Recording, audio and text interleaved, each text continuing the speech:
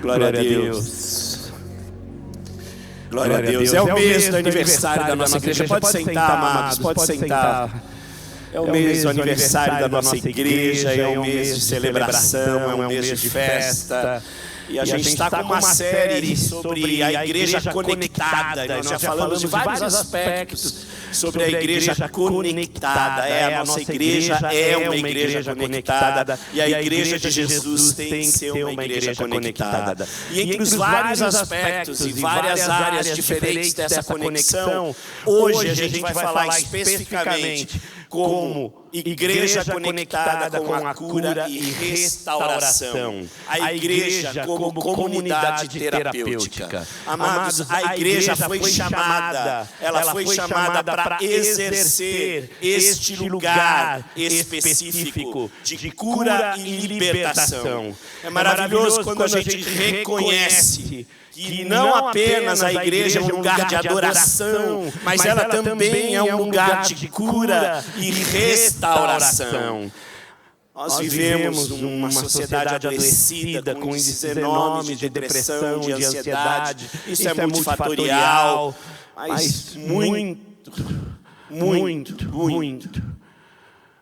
desses transtornos advêm porque nós, de alguma forma, perdemos a capacidade, o desejo, a vontade de entrar no lugar secreto, de desejar mais esse lugar onde a gente experimenta Deus como aquele amigo que nos chama, que nos deseja, que nos leva tendo encontro e que amorosamente nos convida. Vem, fale comigo. Portanto, o tema da igreja conectada com a cura e restauração, ela é muito importante porque muito tempo na história da igreja, desde que a igreja foi para o deserto, fugindo da corrupção de Roma, quase lá no início da Idade Moderna, os sacerdotes e orientadores espirituais eram conhecidos como os curas da alma. Esse lugar de cura pertencia à igreja. A igreja foi chamada a exercer uma função terapêutica no mundo. Nós fomos chamados para sermos sinais de um Deus que cura. Eu creio na vocação terapêutica, a cura da igreja. A igreja é a que foi chamada para esse lugar de saúde e de restauração. Mas com o tempo a gente foi perdendo esse lugar. E essa obra, e esse compromisso passou para diferentes profissões, seculares inclusive. Mas a igreja, ela tem que assumir esse lugar que pertence a ela. É um chamado de Deus para você e para mim. É um chamado de Deus para você e para mim, para sermos uma igreja que cura. Nós somos chamados para exercer essa vocação terapêutica no mundo. Fomos chamados para sermos sinais de um Deus que cuida amorosamente da alma. Fomos chamados para dizer que existe um Pai que nos ama, que está interessado em mim, em você e que cuida de nós.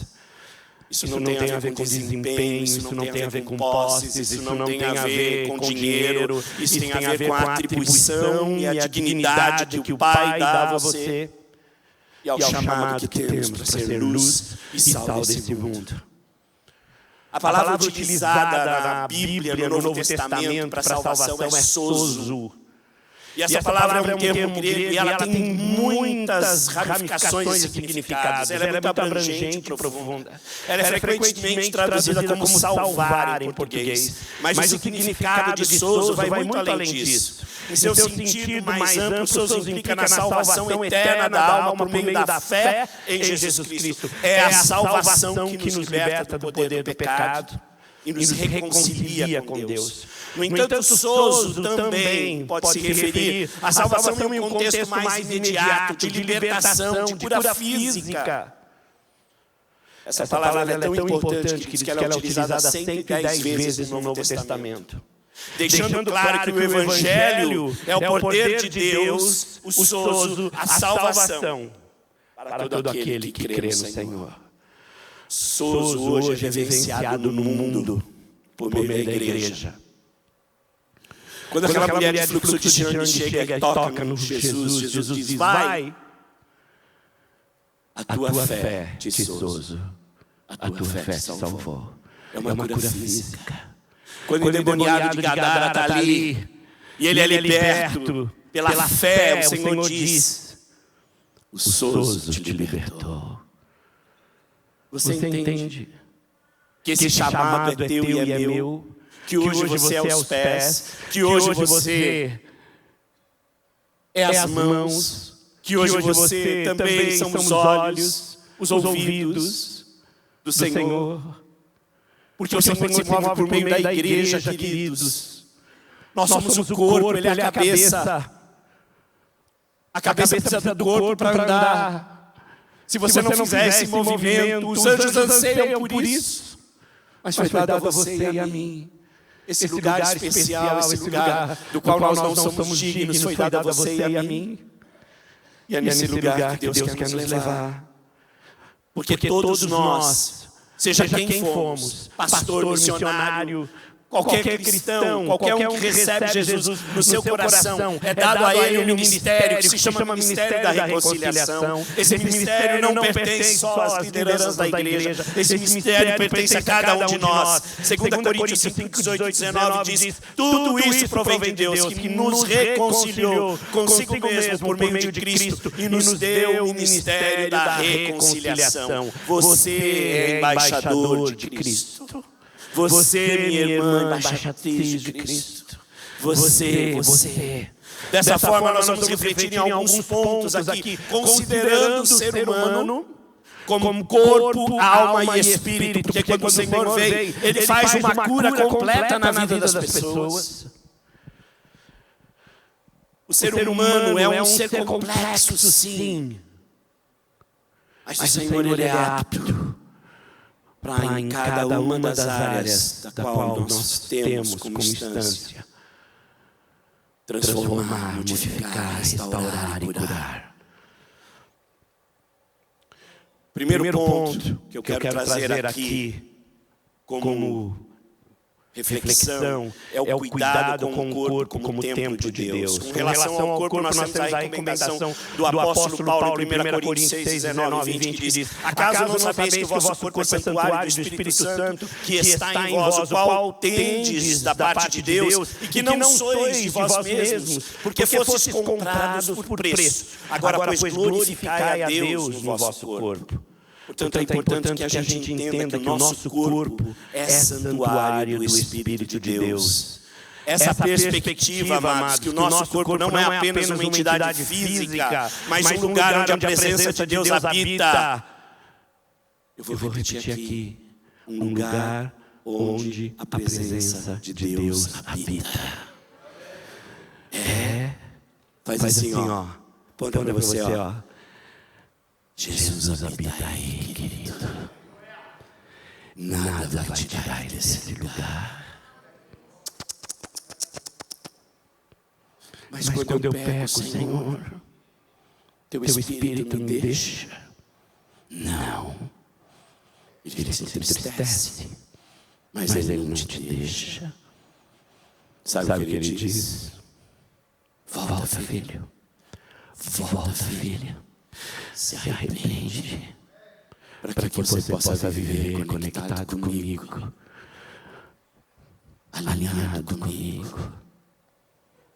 Por isso eu quero enfatizar a forma mais equilibradas de nós pensarmos no corpo. A primeira é honrar a Deus com o nosso corpo. O ponto principal a considerar é honrar a Deus com o nosso corpo. Glorificar a Deus com o nosso corpo, usando para o propósito pelo qual Deus o formou. O segundo é o equilíbrio na perspectiva do corpo. Embora o cuidado com o corpo seja importante, a gente não pode cair no extremo que hoje caímos no mundo todo. Aí você vê uma idolatria pelo corpo. Idolatria pelas formas. Hoje valorizamos mais a estética do que a ética.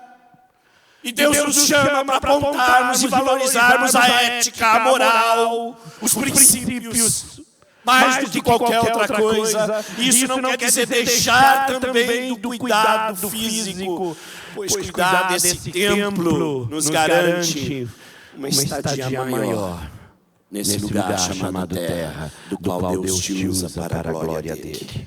Segundo ponto, a cura emocional e renovação da mente. Romanos 12, 2 nos pontua: e não vos conformeis com este mundo, mas transformai-vos pela renovação da vossa mente, para que experimentem qual seja a boa, agradável e perfeita vontade de Deus. Nós já falamos sobre esse tema várias vezes aqui. Se você entrar lá nas redes sociais da nossa igreja no YouTube, você vai ver vários vídeos gravados. Entra lá, cura da alma, vai lá.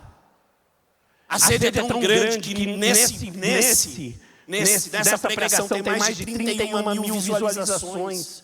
As pessoas buscando cura no mundo, queridos. A igreja é aquela que pode propiciar isso. Acessa lá. Lá você vai entrar com mais profundidade nessa área. Mas eu quero considerar algumas questões. A primeira é a influência do mundo na nossa mente. Vivemos um mundo com valores e padrões completamente diferentes, princípios que se opõem à palavra de Deus. Segundo, a importância da renovação da mente. É por meio dessa renovação que você consegue experimentar a boa, perfeita e agradável vontade de Deus. A cura emocional para a renovação da mente. A renovação da mente está diretamente relacionada à cura emocional. É impossível você ser curado emocionalmente se não tiver a sua mente transformada. Por isso o apóstolo nos fala: transforma-se, renova a sua mente para que você experimente tudo aquilo que Deus tem pronto para você.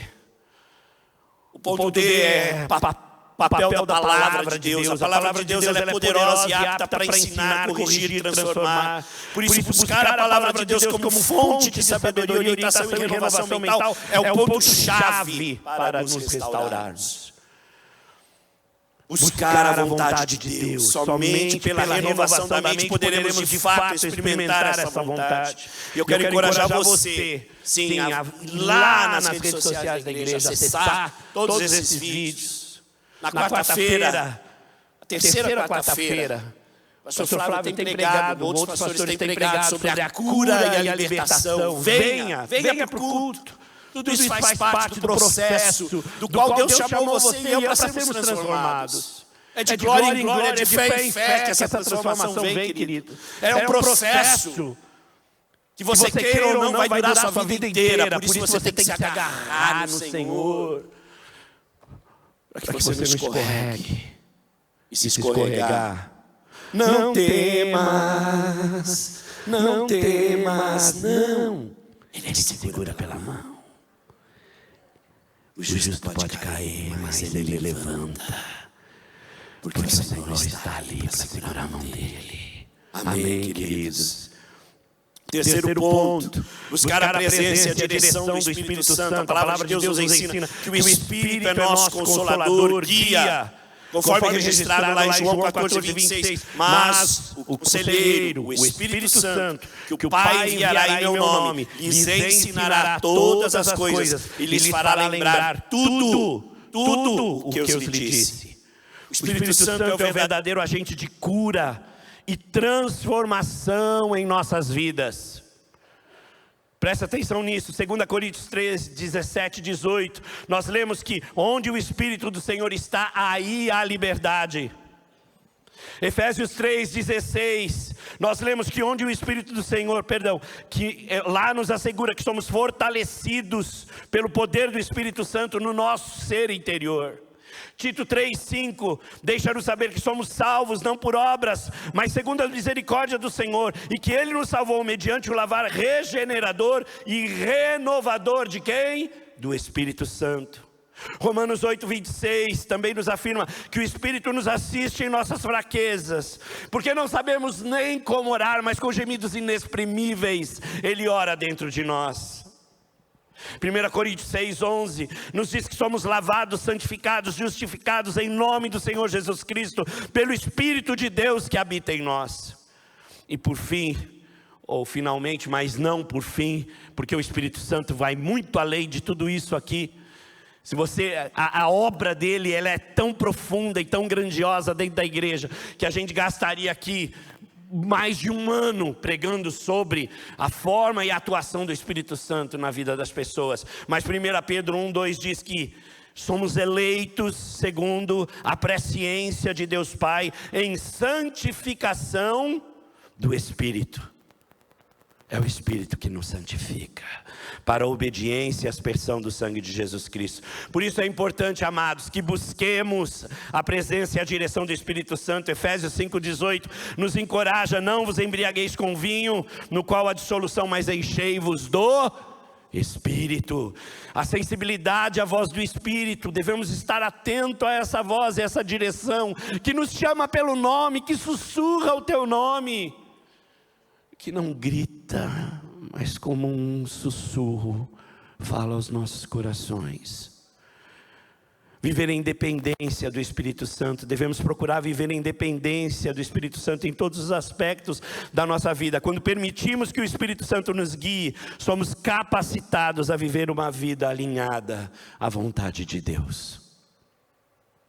O fruto do Espírito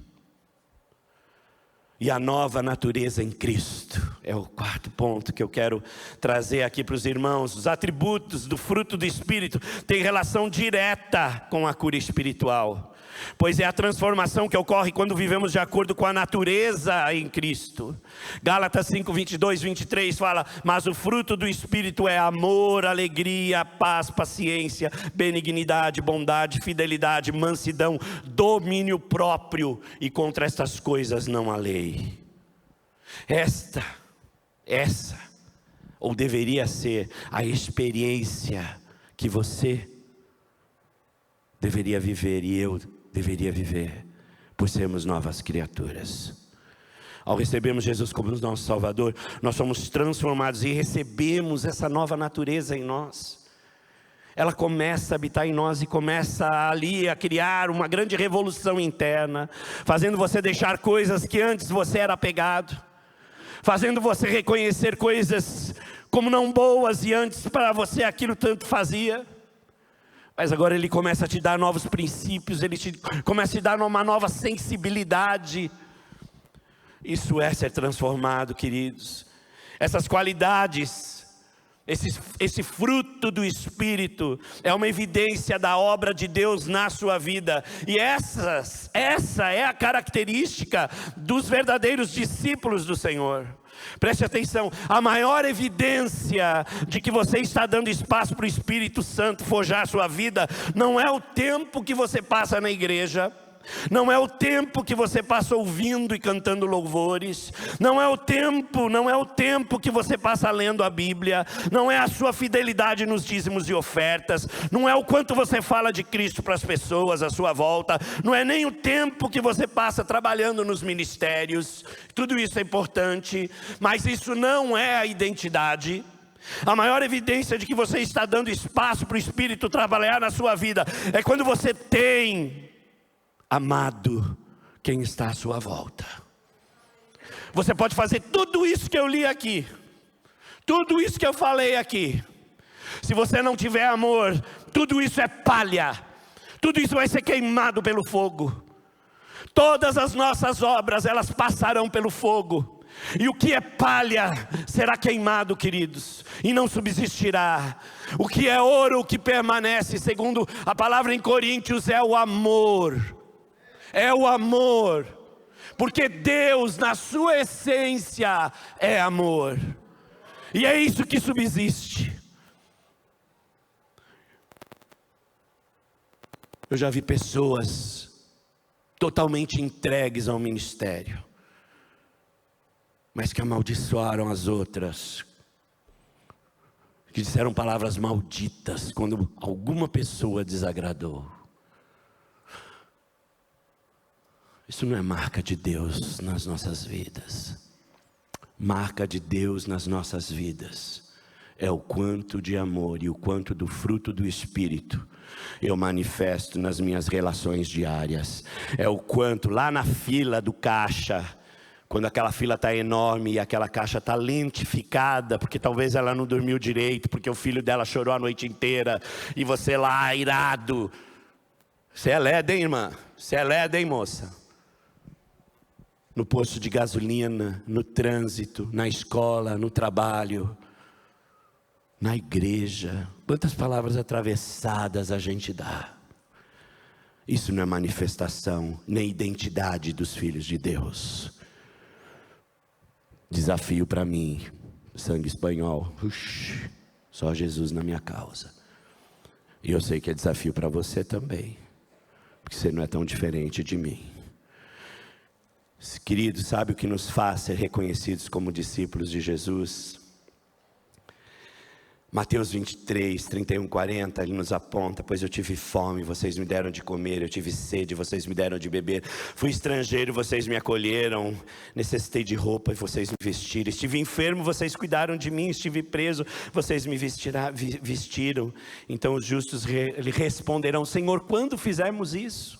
E o Senhor vai dizer: quando você fez para um desses pequeninos, você fez para mim. Sabe o que o Senhor está nos falando aqui, queridos? Que vocês serão identificados como meus por um único sinal: o seu profundo e delicado respeito, amor para com o próximo, e por sua cordialidade e reverência pela sagrada dimensão da alma humana. Amados, nesse exato momento Jesus está presente, sabe aonde? Na pessoa aí da sua frente, na pessoa que está atrás de você, na pessoa que está ao seu lado. Quando você chegar em casa, a presença do Senhor, o Senhor está lá. Você não conhece meu filho, pastor. Posso te dizer uma coisa? Posso te dizer uma coisa? Você não me conhecia antes. Tenho certeza que eu não era melhor que seu filho. Posso te dizer uma coisa? Por mais deformada e suja que esteja a aparência e a alma de uma pessoa, ela ainda carrega a imago Dei, a imagem e semelhança de Deus. Por isso ela pode ser totalmente restaurada. Por isso, queridos, não importa quem seja a pessoa, ela pode ser restaurada, ela pode ser regenerada pelo poder do Espírito Santo, porque o poder do Espírito Santo é de fato poderoso para transformar os corações e fazer as pessoas renascerem das cinzas para uma vida nova e restaurada. Por isso tenha fé, creia. Deus, eu tenho orado tanto por meu filho. Minha mãe orou 13 anos por mim. 13 anos de joelho dobrado, pedindo para eu voltar para Cristo. Se não fosse essas orações, eu certamente não estaria aqui. Não desista, não pare de crer. Os sonhos de Deus jamais vão morrer, amados. Ele vai lá buscar, onde quer que esteja. Está na droga, está na prostituição, está na homossexualidade, não importa. Ele estende os braços, seu braço é curto, mas o dele é longo, para alcançar quem quer que seja, onde quer que esteja. Creia nisso, continue orando. Você, pai, que está aqui, tem filhos pequenos, posso te dizer uma coisa: traz ele para a igreja. Se eu não tivesse ouvido a palavra quando eu era criança, eu não teria voltado para o Senhor. Foi a palavra que eu ouvi, os versículos que eu memorizei, que trabalharam na minha vida quando eu estava no mundo e me fizeram voltar para Deus. Faça um esforço. Traga seu filho e sua filha para a igreja. Quinto ponto, a importância da disciplina e equilíbrio. Não existe almoço grátis, querido. Não existe. A disciplina essencial para a vida cristã. A experiência do equilíbrio e autodomínio em todas as áreas da vida, ela passa pelas disciplinas espirituais. 1 Coríntios 9, 27 diz: antes subjugo o meu corpo e o reduzo à servidão, para que pregando aos outros eu mesmo não venha de alguma maneira a ficar reprovado. Fatores importantes para a gente considerar aqui: reconhecer a importância das disciplinas espirituais, prática necessária na vida cristã para que haja um desenvolvimento. Segundo, a disciplina como uma forma de submissão. Ela envolve submissão do corpo, da mente, à vontade e à liderança do Espírito Santo. Terceiro, o equilíbrio entre a renúncia e o desfrute. Praticar as disciplinas espirituais não significa negar os prazeres, completamente os prazeres da vida. Há prazeres que o Senhor nos dá. E você pode desfrutar sim, mas com equilíbrio. Deus quer que você desfrute das bênçãos que Ele te deu, mas evitar os excessos, buscar tudo com moderação, porque o Senhor é equilíbrio.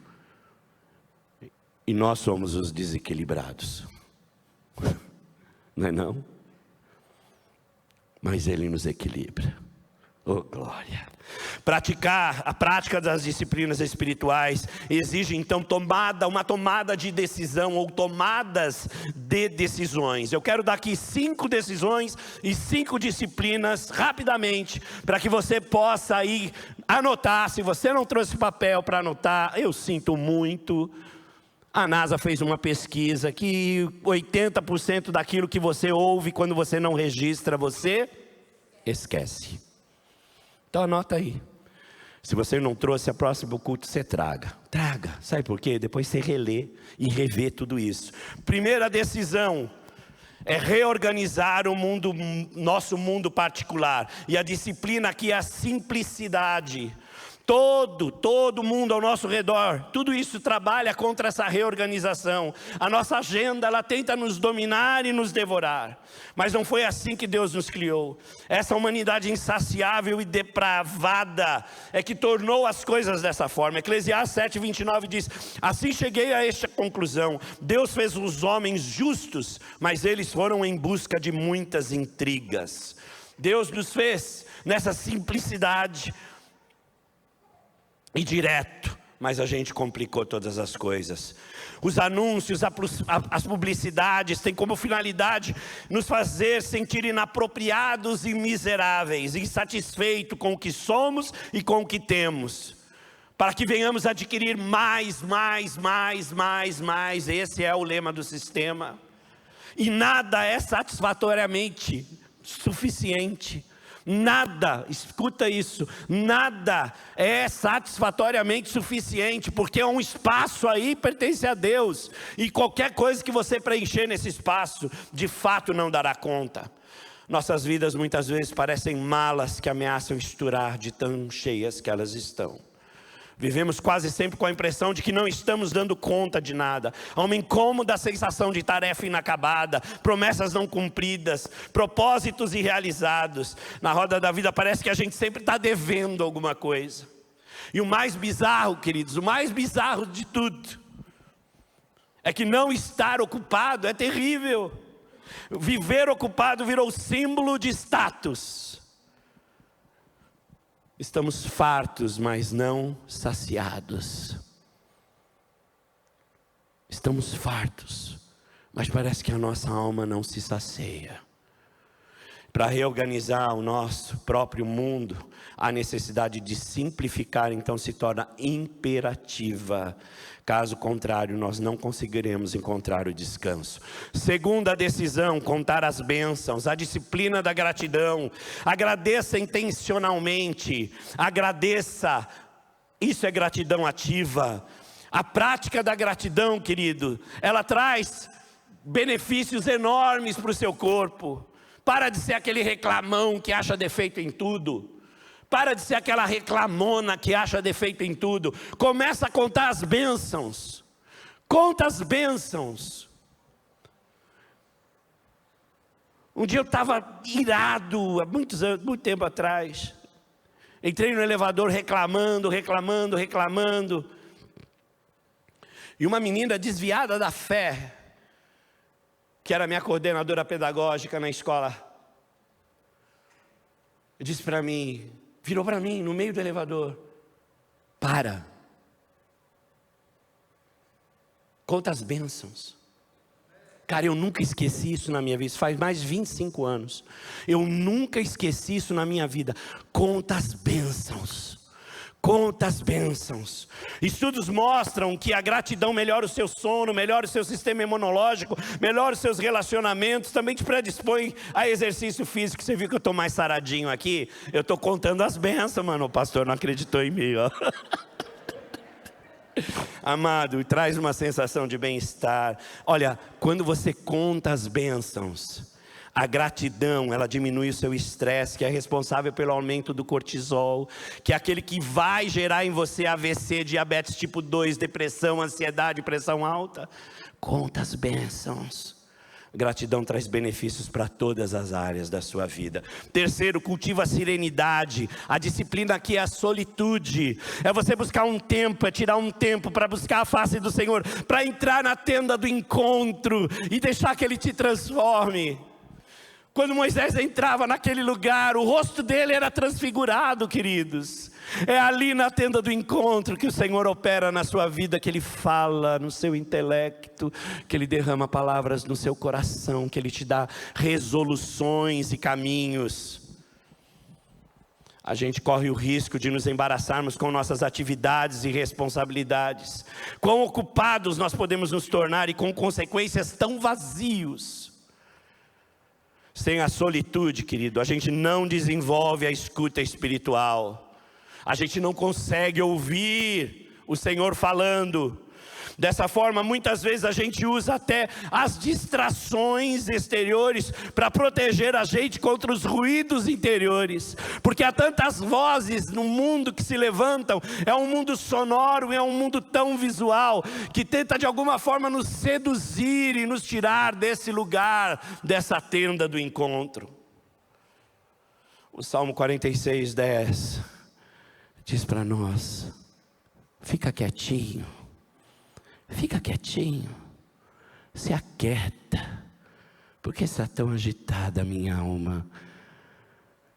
Descansa, aquietai-vos e sabei que eu sou Deus. Que eu sou Deus e que eu trabalho para aqueles que em mim esperam. Não fica tão agitado, não fica tão agitada. Nunca se viu e nunca se ouviu desde a antiguidade um Deus que trabalha para aqueles que neles esperam.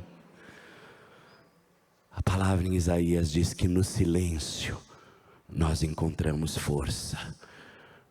Às vezes a gente tem que se calar, a gente está falando demais.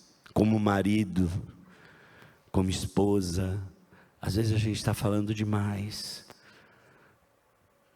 Fique em silêncio, ouça a voz do Espírito. Quarta decisão, confiar completamente no Senhor. A disciplina aqui é a renúncia. Esse mandamento é mais do que conhecido por nós, mas é difícil, não é fácil renunciar, porque nós somos encorajados a sempre a ter, a obter, a ir lá e conquistar, mas a renúncia faz parte do processo. Provérbios 3, 5, 6 diz: confia no Senhor de todo o coração e não se estribes no seu próprio entendimento. Reconhece-o em todos os teus caminhos e Ele endireitará as tuas veredas. Queridos, a quinta decisão é escutar a voz de Deus e obedecê-la, e a disciplina aqui é a meditação. O Salmo 119:15 diz: meditarei nos teus preceitos e terei respeito aos teus caminhos. O Salmo 119:48, também levantarei as minhas mãos para os teus mandamentos que amei e meditarei nos teus estatutos. O objetivo da meditação é habilitar-nos a escutar a Deus mais claramente, a prestar atenção no Senhor. É uma disciplina mais passiva do que ativa, onde você se entrega, onde você se joga aos braços do Senhor. Eu encorajo você hoje a tomar essas 5 decisões, que acompanham essas 5 disciplinas, que podem levar você para um relacionamento mais profundo. Simplicidade para reorganizar sua vida, gratidão ativa para viver com mais dopamina, dopamina, ocitocina, serotonina e endorfina, uma vida mais equilibrada, uma vida mais cheia, menos cortisol e mais alegria. Solitude para alcançar a quietude e a serenidade. Renúncia para que haja completa confissão ou confiança, e a meditação para que você ouça a voz do Senhor. E 6º ponto, para terminar, não ouvi um Obrigado. Um abençoado me salvou. Oh, glória. Oh, glória. Ser uma comunidade que cura, ser uma comunidade terapêutica e restauradora significa nutrir e valorizarmos em nossa comunidade a comunhão e a oração. Presta atenção nisso. A palavra de Deus diz lá em Tiago 5,16: confessai, pois, os vossos pecados uns aos outros e orai um pelos outros para serdes curados. A súplica de um justo pode muito na sua atuação. Para ser uma igreja conectada com a cura e restauração, eu preciso considerar a importância da comunhão da igreja. Uma igreja que tenha comunhão, a confissão e a oração. Para que isso aconteça, eu tenho que ter um lugar onde eu me sinta seguro. O poder da oração em comunidade, uns pelos outros, é isso que transforma. E a importância da empatia e compaixão, onde eu percebo que o outro precisa de um movimento em direção a eles. Nós temos um ministério aqui chamado Conexão Esperança, onde você encontra tudo isso. É só entrar lá no nosso site, você se inscrever lá. Se você quiser esse lugar de cura e de restauração, Conexão Esperança é um lugar onde você pode obter isso. Porque lá há um compromisso com o sigilo, há um compromisso com a oração, há um compromisso com a confissão. Porque quando a boca cala, o corpo fala. E quando a boca fala, o corpo sara. Esse lugar é um lugar de cura, queridos. Para concluir, à medida que a gente reflete sobre a igreja como comunidade terapêutica, ou uma igreja conectada com a cura e restauração, a gente abordou 6 pontos. Primeiro, reconhecemos a importância de cuidar do nosso corpo como templo do Espírito Santo. Segundo, a gente destacou a cura emocional e a renovação da mente. Através dessa renovação, a gente pode então ter a nossa mente transformada. O terceiro ponto nos leva a buscar a presença e a direção do Espírito Santo.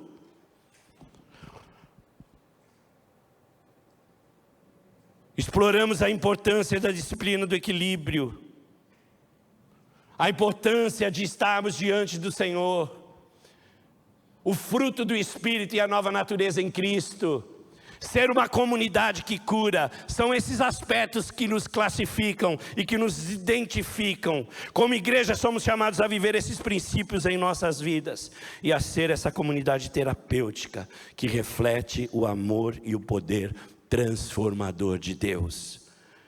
Que possamos buscar, queridos, a cura e a restauração em todas as áreas das nossas vidas, fortalecendo uns aos outros e compartilhando o amor de Cristo com o nosso mundo ao redor.